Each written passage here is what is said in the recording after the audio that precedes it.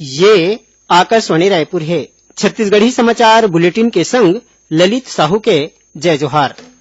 राज्य के दूरदराज क्षेत्र में जम्मो हाट बाजार मन में गांव वाले मन के इलाज के सुविधा देवाय खातिर अवैया 2 अक्टूबर ले मोबाइल चिकित्सा यूनिट शुरू करे जाही।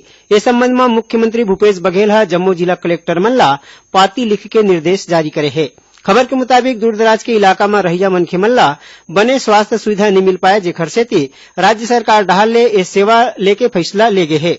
एखर पहली दंतेवाड़ा बस्तर के संगे संग कोनो जिला मन में गांव वाले मन ला ये सुविधा दे जात रही से। देश के 150 ठन जिला मन में आयुष अस्पताल खोले जाही। केंद्रीय आयुष राज्य मंत्री श्रीपद यसो नाइक हा तमिलनाडु के वेल्लूर में एक ठन आयुर्वेदिक मेडिकल कॉलेज के उद्घाटन के मौका में ये जानकारी दीन। आकाशवाणी के संग हो एक ठन गोठ बात में श्री नाइक बताइन कि भारतीय चिकित्सा पद्धति में शोध ला बढ़ावा दे खातिर कई ठन जगह मन में एम्स जैसन शोध संस्थान खोले जाही।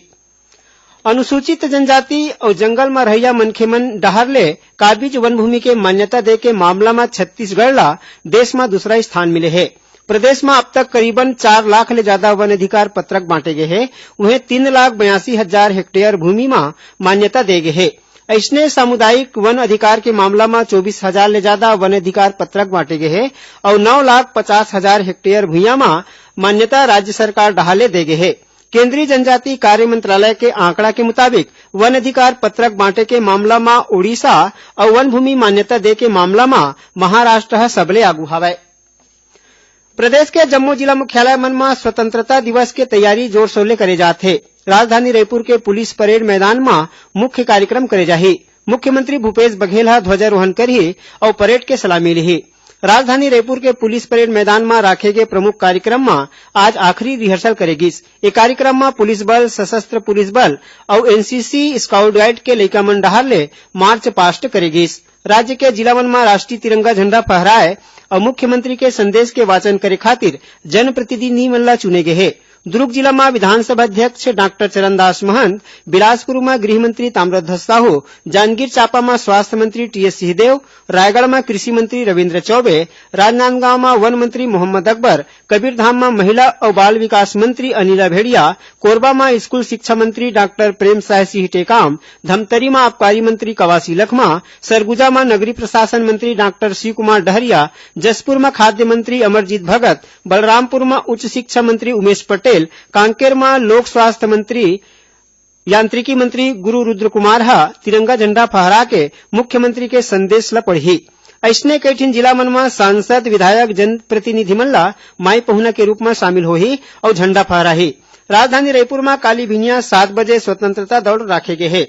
ये दौड़ ला शहीद भगत सिंह चौक ले शुरू करे जाही और फिर वापिस भगत सिंह चौक में सिराही। एमा स्कूल के नोनी बाबू और खेल संघ ले जुड़े लोगन मन हा शामिल होही। जंगली जानवर और प्रकृति मन ले प्रेम करैया मन बर अब एक ठन बढ़िया खबर है। जौन मनखे मन हा डिस्कवरी चैनल में बेयर ग्रिल्स और प्रधानमंत्री नरेंद्र मोदी के मैन वर्सेस वाइल्ड कार्यक्रम नी देख पाए रहीन, ओमन एला आज रतिहा 9 बजे दूरदर्शन के डीडी नेशनल चैनल में देख सकत है। ये कार्यक्रम ला भारत के समृद्ध पर्यावरण विरासत और पर्यावरण संरक्षण के महत्तम और प्रकृति के संग सद्भाव ले रहे के बारे में दुनिया ला जानकारी दे के मौका देथे। सूचना और प्रसारण मंत्री प्रकाश जावड़ेकर आज नई दिल्ली में स्वतंत्रता दिवस के मौका में देशभक्ति गीत वतन जारी करीन। ये गीत ला दूरदर्शन के टीम डाहले तैयार करे गए है। ये गाना में कुछ दिन पहले चंद्रयान 2 के सफल प्रक्षेपण और सरकार डाहले उठाए गए काम के बारे में बताए गए है। ये गीत ला आलोक श्रीवास्तव लिखे है और जावेद अली गाए है। संगीत दुष्यंत दे है। ये गाना के प्रसारण ला आकाशवाणी और दूरदर्शन के जम्मू केंद्र डाहले करे जाही। राज्य के वाणिज्यिक कर मंत्री टीएस सिंहदेव आज रायपुर में व्यापारी संगठन मन के एक ठन बैठक लीन। ये दौरान सिंहदेव वस्तु और सेवा कर जीएसटी के संबंध में व्यापारी मन ले सुझाव मांगिन।